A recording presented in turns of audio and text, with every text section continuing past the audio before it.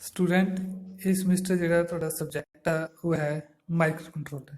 ਜਿਹੜਾ ਤੁਸੀਂ micro controller study ਕਰਨਾ ਉਹ ਕਰਨਾ 8051। So first of all what is micro controller? Microcontroller ਨੂੰ ਇੱਕ ਸਮਾਲ ਕੰਪਿਊਟਰ ਵੀ ਕਹਿੰਦੇ ਆ।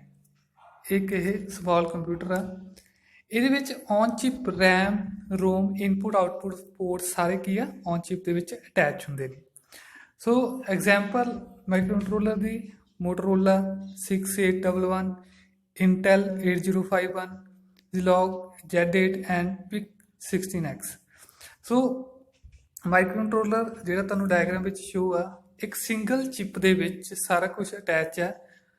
ਸੋ ਇੱਕ ਸਿੰਗਲ ਚਿਪ ਦੇ ਵਿੱਚ CPU, RAM, ROM, input output port, timer ਤੇ ਸੀਰੀਅਲ ਕੌਮ ਪੋਰਟ ਸਾਰੇ ਇੱਕੋ ਹੀ ਚਿਪ ਦੇ ਵਿੱਚ ਜਿਹੜੇ ਕੀ ਆ ਅਟੈਚ ਹੁੰਦੇ ਆ। ਸੋ ਇਹਨੂੰ ਮਾਈਕਰੋ ਕੰਟਰੋਲਰ ਕਹਿੰਦੇ ਆ। So how it is different from a microprocessor? Microcontroller ਕਿਉਂ different ਆ microprocessor ਨਾਲੋਂ? Microprocessor ਦੇ ਵਿੱਚ ਜਨਰਲੀ ਕੀ ਹੁੰਦਾ, ਜਿਹੜਾ RAM ਹੁੰਦੀ ਆ ROM ਹੁੰਦੀ ਆ ਉਹ ਇੱਕੋ CPU ਦੇ ਵਿੱਚ ਅਟੈਚ ਨਹੀਂ ਹੁੰਦੀ। So no RAM ROM input output port on CPU chip itself in microprocessor. So for example Intel 86, Motorola 680X0 ਇਹ ਐਗਜ਼ਾਮਪਲ ਨੇ ਮਾਈਕਰੋ ਪ੍ਰੋਸੈਸਰ ਦੀਆਂ। ਸੋ ਮਾਈਕਰੋ ਪ੍ਰੋਸੈਸਰ ਦੀ ਡਾਇਗਰਾਮ ਸ਼ੋ ਕੀਤੀ ਹੋਈ ਹੈ। CPU ਜਿਹੜਾ ਕੀ ਹੈ ਜਨਰਲ ਪਰਪਸ ਮਾਈਕਰੋ ਪ੍ਰੋਸੈਸਰ ਆ। ਸੋ ਉਹਦੇ ਨਾਲ ਡਾਟਾ ਬੱਸ ਔਰ ਐਡਰੈਸ ਬੱਸ ਦੇ ਨਾਲ ਬਾਕੀ RAM ROM input output port timer ਔਰ ਸੀਰੀਅਲ ਕੌਮ ਜਿਹੜੇ ਕੀ ਹੈ ਅਟੈਚ ਆ। ਮਤਲਬ ਇੱਕੋ ਚਿਪ ਦੇ ਵਿੱਚ ਸਾਰਾ ਕੁਝ ਅਟੈਚ ਨਹੀਂ ਕੀਤਾ ਹੋਇਆ। ਸੋ ਮਾਈਕਰੋ ਪ੍ਰੋਸੈਸਰ ਵਿੱਚ ਐਕਸਟਰਾ ਜਿਹੜਾ ਕੀ ਆ ਅਟੈਚ ਕਰਨਾ ਪੈਂਦਾ CPU ਦੇ ਨਾਲ, ਭਾਵੇਂ ਉਹ RAM ਹੋਵੇ, ROM ਹੋਵੇ, ਇਨਪੁਟ ਆਊਟਪੁੱਟ ਪੋਰਟ ਹੋਵੇ, ਟਾਈਮਰ ਹੋਵੇ ਜਾਂ ਸੀਰੀਅਲ ਕੌਮ ਪੋਰਟ ਹੋਵੇ। ਸੋ next is difference between micro processor and micro controller. So microprocessor ਤੇ ਮਾਈਕਰੋ ਕੰਟਰੋਲਰ ਵਿੱਚ ਕੀ ਡਿਫਰੈਂਸ ਆ? ਸੋ ਫਸਟ ਆਫ ਆਲ ਜਿਹੜਾ ਮਾਈਕਰੋ ਪ੍ਰੋਸੈਸਰ ਆ, ਜਿਹੜਾ CPU ਆ ਉਹ ਸਟੈਂਡ ਅਲੋਨ ਕੱਲਾ CPU ਹੁੰਦਾ। ਸੋ ਜਿਹੜੀ RAM ਆ ROM ਆ ਜਾਂ ਇਨਪੁਟ ਆਊਟਪੁੱਟ ਆ ਪੋਰਟ ਆ ਜਾਂ ਟਾਈਮਰ ਨੇ ਉਹ ਸੈਪਰੇਟ ਜਿਹੜੇ ਕੀ ਆ ਲੱਗੇ ਹੁੰਦੇ ਨੇ। But in the case of micro controller CPU RAM ROM input output port ਤੇ ਟਾਈਮਰ ਉਹ ਸਾਰੇ ਇੱਕੋ ਚਿਪ ਦੇ ਵਿੱਚ ਅਟੈਚ ਹੁੰਦੇ ਨੇ। ਸੋ ਮਾਈਕਰੋ ਕੰਟਰੋਲਰ ਦੇ ਵਿੱਚ ਇੱਕ ਚਿਪ ਦੇ ਵਿੱਚ ਸਾਰਾ ਕੁਝ ਇਹ ਅਟੈਚ ਹੁੰਦਾ। Second is designer can decide on the amount of ROM RAM and input output port. So designer decide ਕਰਦਾ ਮਾਈਕਰੋ ਪ੍ਰੋਸੈਸਰ ਦੇ ਵਿੱਚ ਕਿੰਨੀ ROM ਰੱਖਣੀ ਹੈ, RAM ਰੱਖਣੀ ਹੈ, input output port. But micro controller ਵਿੱਚ ਫਿਕਸ ਅਮਾਊਂਟ ਹੁੰਦੀ ਹੈ ਔਨ ਚਿਪ ਦੇ ਵਿੱਚ ROM RAM ਤੇ input output ports. Next is micro processor expensive ਹੁੰਦਾ ਤੇ ਵੈਸੇਟਿਲਿਟੀ ਹੁੰਦਾ। ਜਦ ਮਾਈਕਰੋ ਕੰਟਰੋਲਰ ਆ ਉਹ ਹਾਈ ਬਿਟ ਐਡਰੈਸੇਬਲ ਆ। ਸੋ ਇਹਦੇ ਵਿੱਚ ਜੇ ਐਪਲੀਕੇਸ਼ਨ ਦੀ ਗੱਲ ਕਰੀਏ, in which cost power and space are critical. So microprocessor general purpose ਕਹਿ ਦਿੰਦੇ ਆ ਤੇ ਮਾਈਕਰੋ ਕੰਟਰੋਲਰ ਨੂੰ ਸਿੰਗਲ ਪਰਪਸ ਕਹਿ ਦਿੰਦੇ ਆ। ਸੋ ਇਹ ਡਿਫਰੈਂਸ ਆ ਮਾਈਕਰੋ ਪ੍ਰੋਸੈਸਰ ਤੇ ਮਾਈਕਰੋ ਕੰਟਰੋਲਰ ਦੇ ਵਿੱਚ।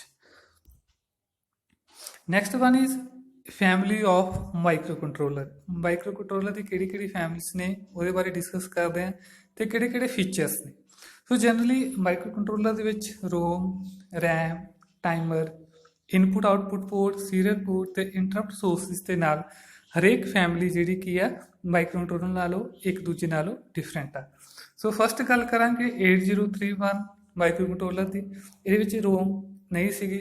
ਇਹਦੀ RAM ਆ 128 ਬਾਈਟ ਔਰ timer 2 input output port 32 serial port 1 interrupt sources 6 ਲੱਗੇ ਹੋਏ। ਸੋ 8051 ਜੋ ਤੁਹਾਨੂੰ ਸਿਲੇਬਸ ਵਿੱਚ ਹੈ, 8051 ਦੇ ਵਿੱਚ ਜੋ ROM ਹੁੰਦੀ ਆ 4000 ਬਾਈਟਸ ਹੁੰਦੀ ਹੈ, RAM 128 ਬਾਈਟਸ, ਟਾਈਮਰਸ 2 ਹੁੰਦੇ ਨੇ 2, ਇਨਪੁਟ ਆਊਟਪੁੱਟ ਪਿੰਸ 32 ਜੋ ਯੂਜ਼ੇਬਲ ਹੁੰਦੀਆਂ ਨੇ, ਸੀਰੀਅਲ ਪੋਰਟਸ 1 ਹੁੰਦੇ ਆ ਤੇ ਇੰਟਰਪਟ ਸੋਰਸਿਸ 6 ਹੁੰਦੇ ਨੇ। ਇੱਦਾਂ ਹੀ ਨੈਕਸਟ ਮਾਈਕਰੋ ਕੰਟਰੋਲਰ ਆਉਂਦਾ 8052। ਇਹਦੇ ਵਿੱਚ 8000 ਬਾਈਟਸ ਹੁੰਦੀ ਆ ROM, RAM 256, timer 3, input output port PIMS ਜਿਹੜੀਆਂ ਹੁੰਦੀਆਂ ਨੇ 32, ਸੀਰੀਅਲ ਪੋਰਟ 1 ਤੇ ਇੰਟਰਪਟ ਸੋਰਸਿਸ 8 ਹੁੰਦੀਆਂ ਨੇ। 8751 ਦੇ ਵਿੱਚ 4000 bites, RAM 128, timer 2, input output pin 32 serial port 1 ਤੇ ਇੰਟਰਪਟ ਸੋਰਸਿਸ 6 ਹੁੰਦੇ ਨੇ। ਸੋ ਜਿਹੜਾ ਤੁਹਾਨੂੰ ਸਿਲੇਬਸ ਵਿੱਚ ਸਟੱਡੀ ਕਰਨਾ ਉਹ ਹੈ 8051 ਮਾਈਕਰੋ ਕੰਟਰੋਲਰ। ਸੋ 8051 ਮਾਈਕਰੋ ਕੰਟਰੋਲਰ ਬਾਰੇ ਡੀਪਲੀ ਸਟੱਡੀ ਕਰਾਂਗੇ। 8051 ਮਾਈਕਰੋ ਕੰਟਰੋਲਰ ਵਿੱਚ ਕੀ ਆਪਾਂ ਅੱਗੇ ਨੈਕਸਟ ਸਟੱਡੀ ਕਰਾਂਗੇ। Next one is important features of 8051। 8051 ਦੇ ਕੀ ਇੰਪੋਰਟੈਂਟ ਫੀਚਰਸ ਨੇ। ਫਸਟ ਜੋ ਹੈ ਜਿਹੜੀ ਰੋਮ ਹੁੰਦੀ ਹੈ 8051 ਮਾਈਕਰੋ ਕੰਟਰੋਲਰ ਵਿੱਚ ਉਹ 4000 ਬਾਈਟਸ ਹੁੰਦੀ ਹੈ, ਸੋ ਫਿਕਸ ਹੈ। ਨੈਕਸਟ ਰੈਮ 128 ਬਾਈਟਸ ਰੈਮ ਹੁੰਦੀ ਹੈ। 4 8-bit ਇਨਪੁਟ ਆਊਟਪੁੱਟ ਪੋਰਟਸ ਹੁੰਦੇ ਨੇ। 2 16-bit ਟਾਈਮਰਸ ਇਹਦੇ ਵਿੱਚ ਅਟੈਚ ਹੁੰਦਾ। Serial interference 64,000 external code memory space ਹੁੰਦੀ ਹੈ and next 64,000 data memory space ਇਹਦੇ ਵਿੱਚ ਅਵੇਲੇਬਲ ਹੁੰਦੀ ਹੈ। ਸੋ ਇਹ ਫੀਚਰਸ ਨੇ 8051 ਮਾਈਕਰੋ ਕੰਟਰੋਲਰ ਦੇ। Next is block diagram 8051 micro controller. So original block diagram 8051 micro controller ਦੀ। ਸੋ ਇਹਦੇ ਵਿੱਚ ਜੋ ਬਲੌਕ ਡਾਇਗਰਾਮ ਆ, ਸੋ ਇਹਦੇ ਵਿੱਚ ਪਹਿਲਾਂ ਸਟਾਰਟਿੰਗ ਕਰਾਂਗੇ ਜਿਹੜੀ ਡਾਟਾ ਬੱਸ ਆ ਉਹ ਇੱਕ ਦੂਜੇ ਨਾਲ ਦੋਨੋਂ ਕੀ ਕਨੈਕਟਡ ਨੇ, ਇੰਟਰਨਲ ਡਾਟਾ ਐਕਸਚੇਂਜ ਹੁੰਦੇ ਨੇ। ਸੋ ਫਸਟ ਆਫ ਆਲ ਪਹਿਲਾਂ ਡਿਸਕਸ ਕਰਾਂਗੇ ਰੋਮ ਦੀ। ਸੋ ਰੋਮ ਇਹਦੇ ਵਿੱਚ ਹੁੰਦੀ ਆ 4000 ਬਾਈਟਸ, 4096 ਬਾਈਟਸ ਪ੍ਰੋਗਰਾਮੇਬਲ ਮੈਮਰੀ ਰੋਮ ਆ। ਸੋ ਰੈਮ ਇਹਦੇ ਵਿੱਚ 128 bites data memory RAM and next is 2 16-bit timer event counter means timer 1 ਔਰ ਟਾਈਮਰ 0 2 ਇਹਦੇ ਵਿੱਚ ਅਵੇਲੇਬਲ ਹੁੰਦੇ ਆ। ਨੈਕਸਟ ਇਜ਼ ਸਾਰੀ ਜਿਹੜੀ ਹੈ 8051 CPU ਨਾਲ ਅਟੈਚ ਹੁੰਦੀ ਹੈ। 8051 CPU ਇਹਦੇ ਵਿੱਚ ਅਟੈਚ ਹੈ। So next is oscillator and timing. So oscillator ਜਿਹੜਾ ਇਹਦੇ ਵਿੱਚ ਕੀ ਆ ਲੱਗਿਆ ਹੋਇਆ। So next one is 64K bytes bus expansion control, bus control ਇਹਦੇ ਵਿੱਚ ਜਿਹੜਾ ਕੀ ਆ ਅਟੈਚ ਆ। So next is programmable input output. So input output port ਇਹਦੇ ਵਿੱਚ ਅਟੈਚ ਹੁੰਦੇ ਨੇ ਜਿਹਨੂੰ ਕਹਿੰਦੇ parallel port address data bus input output pins. Next one is serial port ਜਿਹਨੂੰ ਕਹਿੰਦੇ ਆ ਪ੍ਰੋਗਰਾਮੇਬਲ ਸੀਰੀਅਲ ਪੋਰਟ ਫੁੱਲ ਡੁਪਲੈਕਸ UART ਸਿੰਕਰੋਨਸ ਸ਼ਿਫਟਰ। ਫਿਰ ਵੀ ਸੀਰੀਅਲ ਇਨਪੁਟ ਔਰ serial output. So transmit data and receive data serial port ਦੇ ਵਿੱਚ ਅਟੈਚ ਹੁੰਦਾ। Next one is ਇੱਕ ਇਹਦੇ ਵਿੱਚ ਇੰਟਰਪਟ ਅਟੈਚ ਹੁੰਦੀ ਹੈ। ਸੋ ਇੰਟਰਪਟ ਜੋ ਹੈ ਐਕਸਟਰਨਲ ਇੰਟਰਪਟ ਇਹਦੇ ਵਿੱਚ ਜਿਹੜੀ ਕੀ ਹੈ ਡਾਇਰੈਕਟ CPU ਨਾਲ ਜਿਹੜੀ ਕੀ ਹੈ ਕੰਟਰੋਲ ਕੀਤੀ ਹੁੰਦੀ ਹੈ। ਸੋ ਐਕਸਟਰਨਲ ਇੰਟਰਪਟ ਕੰਟਰੋਲ ਦੇ ਨਾਲ CPU ਜਿਹੜਾ ਕੀ ਹੈ ਅਟੈਚ ਹੁੰਦਾ। ਸੋ ਇਹ ਬਲੌਕ ਡਾਇਗਰਾਮ ਆ 8051 ਮਾਈਕਰੋ ਕੰਟਰੋਲਰ ਦੀ। ਸੋ ਸਾਰੇ ਜਿਹੜੇ ਕੀ ਹੈ ਆਪਸ ਵਿੱਚ ਇੱਕ ਦੂਜੇ ਨਾਲ ਜਿਹੜੇ ਕੀ ਹੈ ਇੰਟਰਲਿੰਕ ਜੁੜੇ ਹੁੰਦੇ ਨੇ। ਸੋ ਵਨ ਬਾਏ ਵਨ ਆਪਾਂ ਡਿਸਕਸ ਕਰਾਂਗੇ ਬਲੌਕ ਬਾਰੇ, ਹਰੇਕ ਬਲੌਕ ਦੀ ਰੈਮ ਰੋਮ ਟਾਈਮਰ ਦਾ ਇਨਪੁਟ ਆਊਟਪੁੱਟ ਪੋਰਟ ਬਾਰੇ।